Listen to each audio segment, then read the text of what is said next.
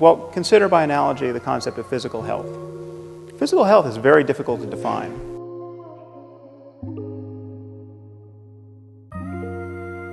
What does health mean? Okay, well, it has something to do with not always vomiting, okay, not being in excruciating pain, not running a fever. Okay, but how fast should a healthy person be able to run? Okay, that question might not have an answer. Okay, but this does not make the question of health vacuous. Okay, it doesn't make it merely a matter of opinion or of cultural construction.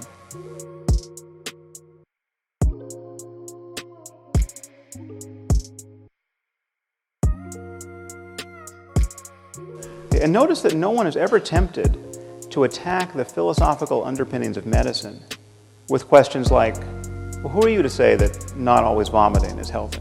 What if you meet someone who wants to vomit, and he wants to vomit until he dies? Okay, how could you argue that he is not as healthy as you are? And the truth is, science has always been in the values business. We simply cannot speak of facts without resorting to values. I mean, consider the simplest statement of scientific fact. Water is 2 parts hydrogen and 1 part oxygen. This seems as value-free an utterance as human beings ever make. But what do we do when someone doubts the truth of this proposition?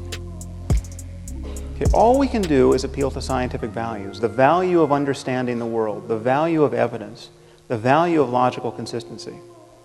What if someone says, well, that's not how I choose to think about water.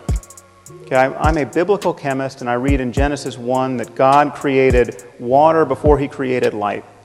So I take that to mean that there were no stars. So there were no stars to fuse helium and hydrogen into heavier elements like oxygen. Therefore, there was no oxygen to put in the water. Okay, what can we say to such a person? Okay, all we can do is appeal to scientific values. And if he doesn't share those values, the conversation is over. Okay, if someone doesn't value evidence, what evidence are you going to provide to prove that they should value it? If someone doesn't value logic, what logical argument could you provide to show the importance of logic?